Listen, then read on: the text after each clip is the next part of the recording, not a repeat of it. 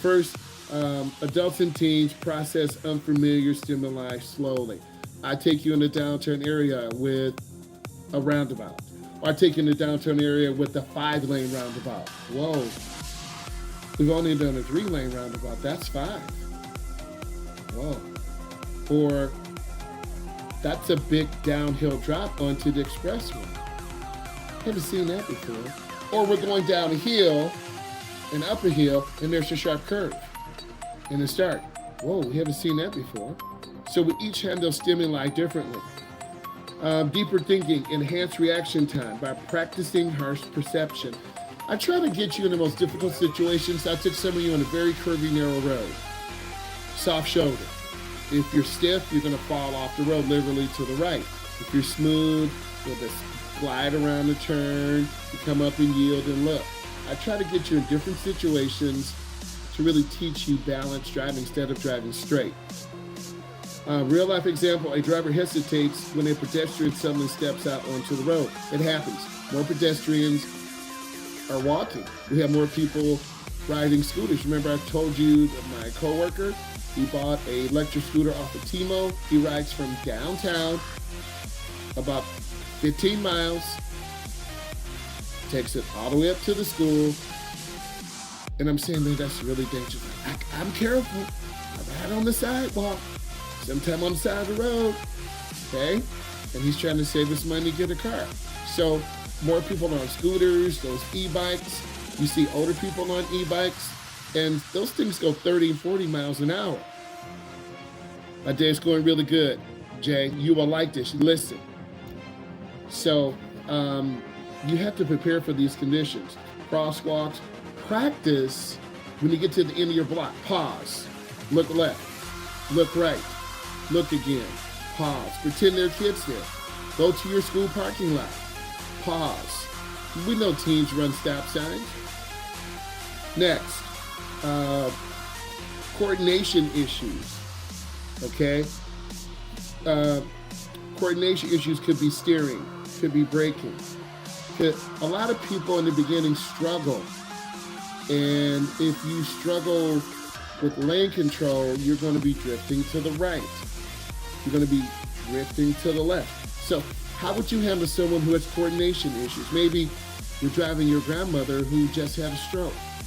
And she might be cleared to drive, but she's so terrified to get in the car.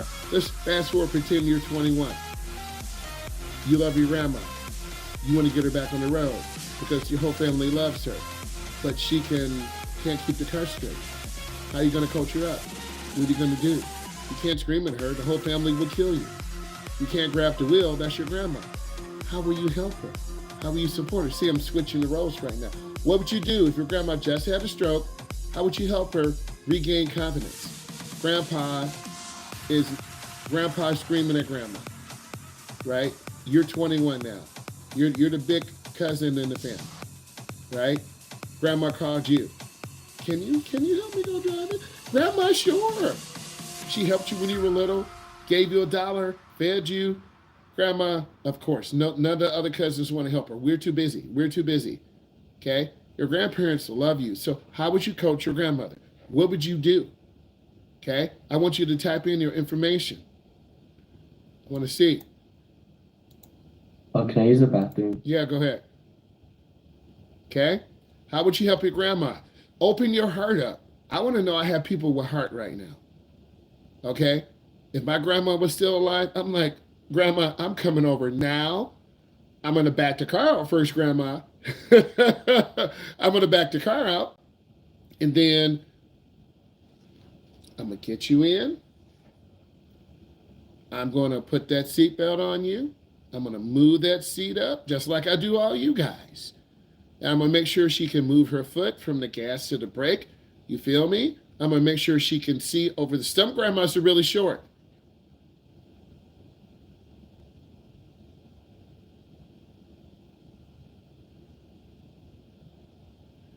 Some days you will have bad days. Some days you will have good days. That's throughout life.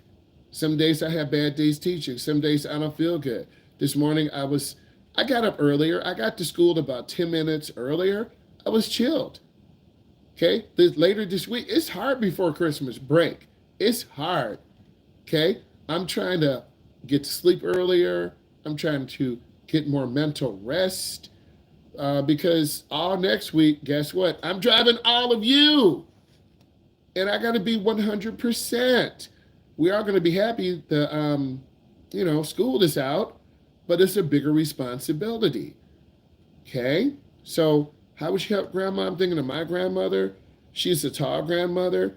I want to make sure she can touch the gas and brake. I want to make sure her foot is okay because some people have strokes. They may have they might be partially paralyzed. They got to relearn how to walk, learn how to speak.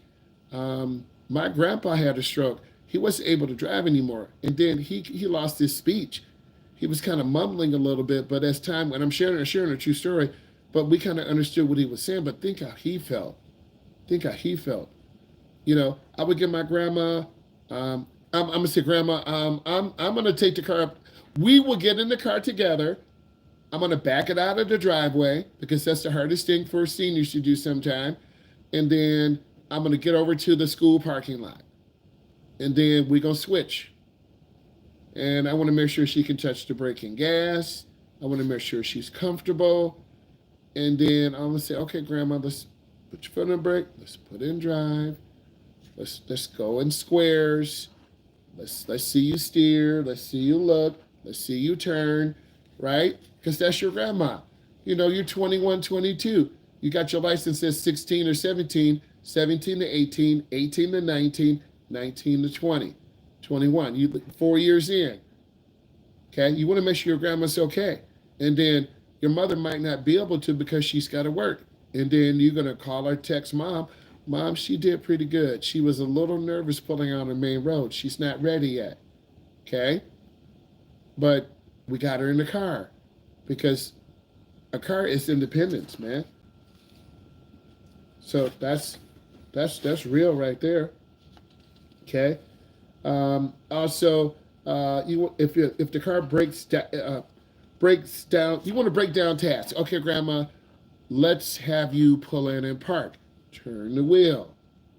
Look up. Look out. Pull the car up to the line. Okay, she did that. Okay, Grandma, back up. But then she hits the gas real hard. And goes, oh, Grandma, you got to lift your foot off. Okay, I'm sorry. Right? Because your grandson, you're not going to judge her. Okay? That's not your uncle, her son. That's not auntie, her daughter. Your grandson. You're going to love her regardless of what she does, right? So I'm trying to teach you to love your grandma unconditionally, man. That's real love right there. Jerking the wheel. She might be jerking the wheel because maybe she can't control it.